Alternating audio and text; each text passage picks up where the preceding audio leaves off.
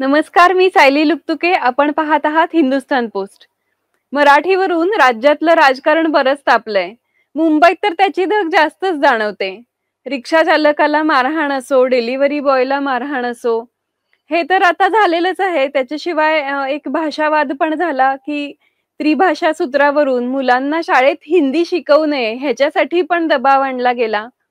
या सगळ्या वातावरणात आज अभिनेत्री केतकी चितळेने एक पोस्ट केली आहे आणि त्या पोस्टमध्ये तिने म्हटलेलं आहे, की मराठी बोललं नाही तर मराठीला भुकं पडतात का? असा प्रश्न तिने उपस्थित केलेला आहे. मराठीला मिळालेल्या अभिजात भाषेच्या दर्जाविषयी पण प्रश्नचिन्ह उपस्थित केलेत. केतकी चितळेला नेमकं काय म्हणायचंय? हे आज आपण केतकीकडूनच जाणून घेऊया. अभिनेत्री केतकी चितळे आज आपल्यासोबत उपस्थित आहेत. केतकीजी, आपलं स्वागत. धन्यवाद. केतकीजी, पहिल्यांदा तर मी तुम्हाला प्रश्न विचारेन, की खरं तर मराठीला अभिजात भाषेचा दर्जा मिळणं हा एखाद्या मराठी प्रेमीसाठी फार अभिमानाचा, गौरवाचा क्षण आहे आणि त्याच्याविषयी तुम्ही प्रश्नचिन्ह उपस्थित केलेले आहेत तुमच्या व्हिडिओमध्ये. तर नेमकं तुम्हाला काय म्हणायचं आहे? तुम्हाला मराठीच्या अभिजात भाषेविषयी नेमक्या काय शंका आहेत? मला दर्जा मिळाल्याविषयी तशा काही शंका किंवा तसे काही प्रश्न उभे करायचे नव्हते जसं लोकांना वाटतंय. पण हे जे काय मारहाण केली जातेय, हे त्याच्यावरून जे काय पॉलिटिक्स खेळलं जातंय, याविषयी मला प्रॉब्लेम आहे. आणि हा जो दुटप्पीपणा आहे, त्यामुळे मला ते नाही आवडलं. आणि दर्जा असा मिळाल्याने, जसं की तुम्ही सुरुवातीलाच म्हणालात, की मराठी काय मृत व्हायला आलेली वाणी नाहीये, की दर्जा मिळाल्यावरती ती सुरू राहील. त्यामुळे आपली ऑलरेडी मराठी भाषा इतकी समृद्ध आहे आणि हे मी 2019 सालीही बोललेले आहे, की सुवर्ण दिवस काही तिचे गेलेले नाहीयेत. त्यामुळे तुम्ही म्हणा न म्हणा, यानं मराठी भाषेला, एका समृद्ध भाषेला भोकं पडत नाही. जसं मला ट्रोल केल्याने माझ्या अंगाला भोकं पडत नाही, तसं भाषेला भोकं पडत नाही, असं माझं म्हणणं होतं. थोडक्यात तुमचा मराठी भाषेला विरोध नाहीये, तर त्याच्या मागे जे राजकारण खेळलं जातंय मराठीच्या नावाखाली, त्याच्याविषयी तुम्ही भाष्य करताय का? नेमकं तुम्हाला काय म्हणायचंय? हो, हो.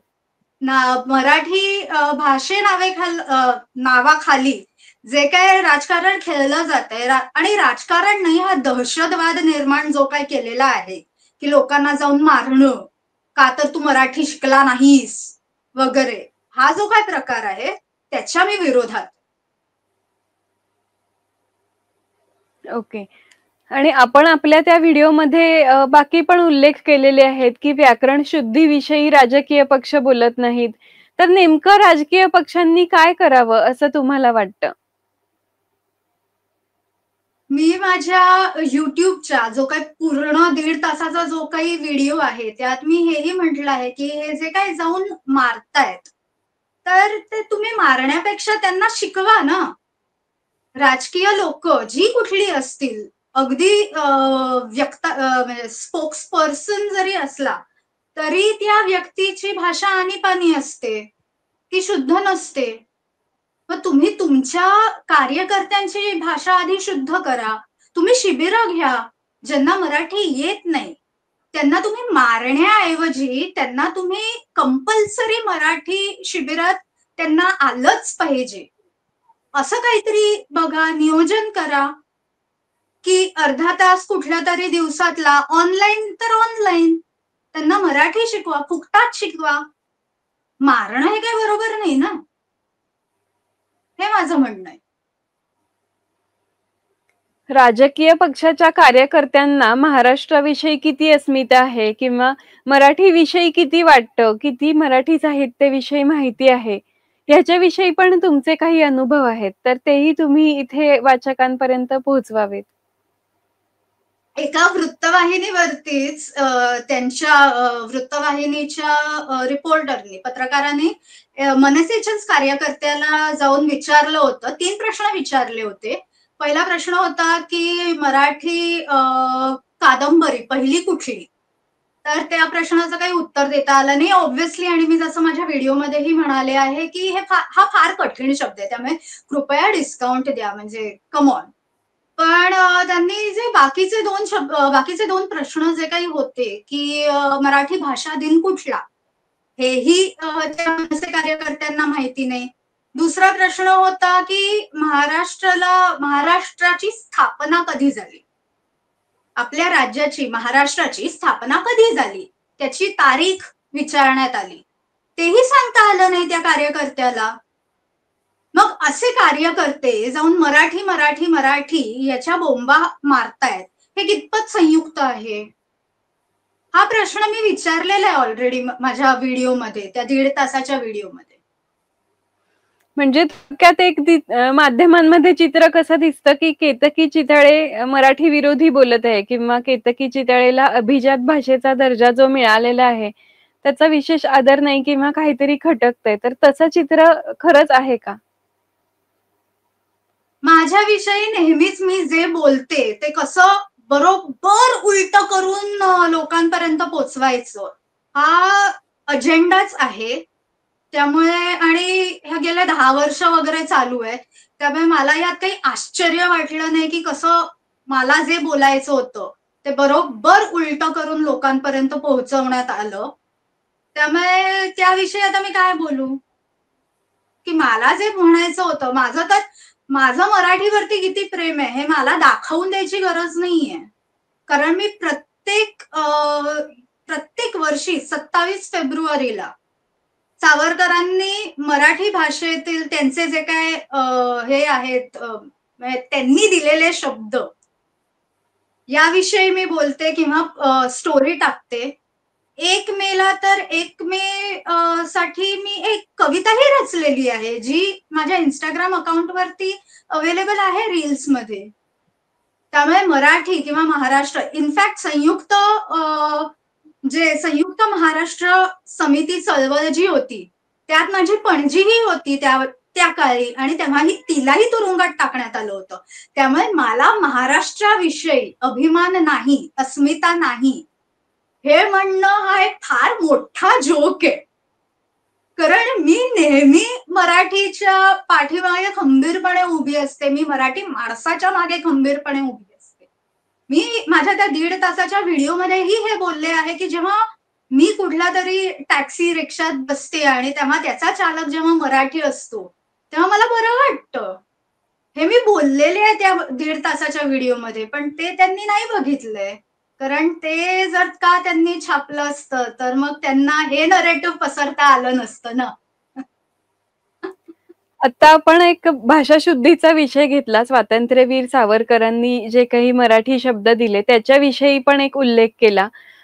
तर एक भाषा शुद्धी या विषयावर म्हणजे मराठीची चळवळ पुढे नेत असताना जशी व्याकरण शुद्धी व्हायला हवी तसं मराठी भाषेत घुसडले गेलेले परकीय शब्द जे आहेत तर त्यांना पर्याय शोधले पाहिजेत, आणि आपण जी रोजची बोली भाषा बोलतो तर ती भाषा शुद्ध असली पाहिजे असं वाटतं का, आणि त्याच्याविषयी काय प्रयत्न करावे असं वाटतं? मुळात मराठीत अधिकांश शब्द हे फारसी आहेत किंवा हिंदीतून आलेले आहेत.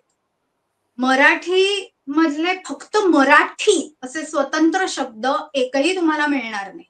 संस्कृत, हिंदी किंवा फारसी या 3 भाषेतील शब्द तुम्हाला सापडतील.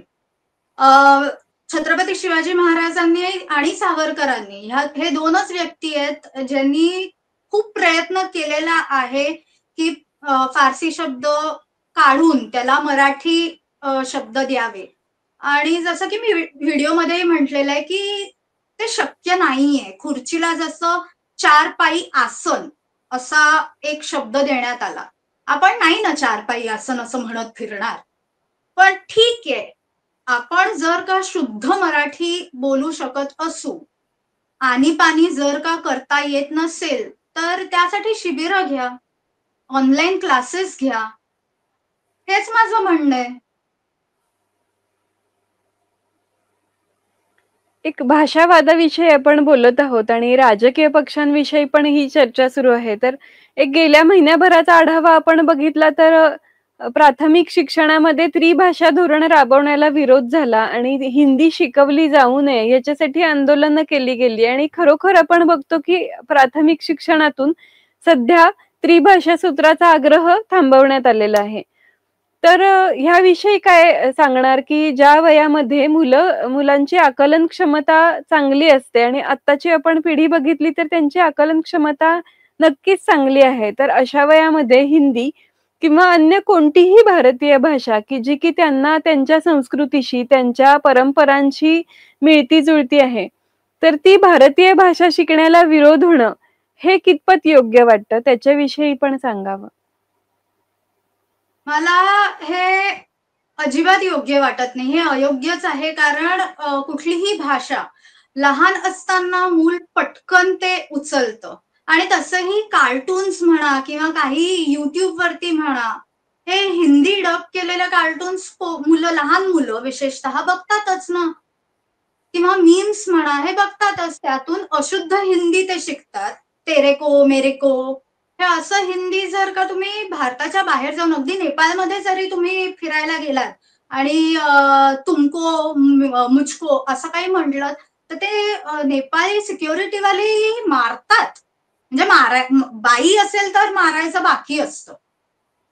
कारण आपको, हमको असं हे जे शुद्ध हिंदी आहे तेच तुम्हाला बोलणं गरजेचं असतं. अर्थात महाराष्ट्रात आहात म्हटल्यावर मराठी हे जर का 2 भाषा असतील तर इंग्रजी आणि मराठी हे असल्याच पाहिजेत आणि तृतीय भाषा ही मुलांना किंवा मुलांपेक्षाही त्यांच्या पालकांना निवडण्यासाठी हे एक ऑप्शन म्हणून ठेवण्यात यावं. मग ती संस्कृत असो किंवा तुळू असो, अगदी स्वाहिली असो, जी कुठली असो. कारण शिकणारे हे काहीही करून YouTube वरून शिकणारच. आणि आता त्याला फॉर्च्युनेट, अनफॉर्च्युनेट जे काय शब्द वापरायचे ते वापरा. हिंदी वापरली जाते, खूप जास्त प्रमाणात वापरली जाते हिंदी. महाराष्ट्रामध्ये कोणीही साऊथ इंडियन पिक्चर जेव्हा डब करून बघतो, ती व्यक्ती जेव्हा तो चित्रपट बघतो तेव्हा ती व्यक्ती काही म्हणजे मराठीत डबिंग केलेला तो चित्रपट बघत नाहीत ना, हिंदीत डब केलेलाच बघतात आणि त्यात अशुद्ध हिंदीच असते. आणि साऊथ इंडियन चित्रपट तर महाराष्ट्रात प्रचंड फेमस आहेत. त्यामुळे मग शुद्ध हिंदी शिकवायचं नाही. नक्कीच केतकीजी, एक लक्षात येतं आपल्याशी बोलताना की मराठीला विरोध नाही आहे. मराठीच्या आडून होणारं जे राजकारण आहे, मराठीच्या अस्मितांना हात घालून स्थानिक प्रश्नांवरून जे लक्ष विचलित करणं आहे किंवा आगामी निवडणुका आहेत तर त्या दृष्टीने एक काय म्हणू शकतो, मतदारांना आपण आकर्षित करणं आहे. तर हा भाग या सगळ्यातून दिसतो आणि तेच आपल्या या चर्चेतून पण समोर आलं. तुम्ही जे म्हणालात की आता जे BMCचं इलेक्शन येणार आहे, मी व्हिडिओमध्येही जसं म्हणाले आहे तसं ह्याचा उलटा परिणाम होईल इलेक्शन्समध्ये असं मला फार वाटतं. कारण जे मारण्यात येत आहेत ते त्या लोकांकडे ऑलरेडी मुंबईत मतदान करायचं वोटर्स कार्ड आहे, त्यामुळे ते देतील का मत मनसेला? मी स्वतः देणार नाहीये हेही मी व्हिडिओमध्ये बोललेले आहे. कारण त्यांचं जे काय मारणं, दहशतवाद जो काय सुरू आहे तो मला पटत नाहीये. त्यामुळे जसं मी व्हिडिओत म्हणाले की त्याचे उलटे परिणाम होणार आहेत. एवढंच मला ऍड करायचं होतं, बाकी काही नाही. नक्कीच केतकीजी, हे जे राजकारण आहे भाषिक अस्मितांना हात घालून स्थानिक मुद्द्यांवरून लक्ष भरकटवणं आणि मतदारांना आकर्षित करणं, तर हे तुम्ही म्हणता तसं खरोखरच राजकीय पक्षांचा भांडाफोड आता लवकरच होणार आहे. तोपर्यंत आपण सगळ्यांना आवाहन करूया की मराठीला अभिजात भाषेचा दर्जा असणं आणि नसणं ह्याच्यापेक्षा माझ्या दैनंदिन जीवनामध्ये मी मराठी भाषा, मराठी संस्कृती, आपल्या मराठी परंपरा या सगळ्यांचं किती जतन करतो ह्याला जास्त महत्व आहे. शासनाने त्याचे प्रयत्न म्हणून अभिजात भाषेचा दर्जा देणं, शिक्षणामध्ये मराठीचा अंतर्भाव करणं, हे सगळे प्रयत्न केलेलेच आहेत. मराठीचा अभिमान जरूर हवा, पण मराठीचा जो दुराग्रह दिसतो त्याच्यासाठी परप्रांतीयांना मारहाण केली जाते, डिलिव्हरी बॉयला मारहाण केली जाते. तर ह्या सगळ्या मागचं जे काही राजकारण आहे ते लोकांनी समजून घ्यावं आणि मराठीचा खऱ्या अर्थाने स्वतःच्या जीवनात अंगीकार करून मराठीचा पुरस्कार करावा, असं आवाहन आपण या ठिकाणी सगळ्यांना करूया आणि आजच्या शो मध्ये इथेच थांबूया. केतकीजी, आपण आपला वेळ दिलात त्यासाठी आपले आभार. धन्यवाद. तुम्ही मला इकडे बोलावलात आणि मला माझी बाजू मांडता आली आणि हा माझी बाजू मांडण्याचा जो मला तुम्ही एक मला जी संधी दिलीत, त्यासाठी तुमचे खूप खूप धन्यवाद. त्याचे मी आभार मानते. मराठीच्या नावाखाली मराठीच्या अस्मितांना हात घालून राजकारण करणाऱ्या राजकीय पक्षांविषयी आपल्याला काय वाटतं ते कमेंट बॉक्समध्ये कळवा. हा व्हिडिओ लाईक, शेअर आणि सबस्क्राईब जरूर करा. नमस्कार.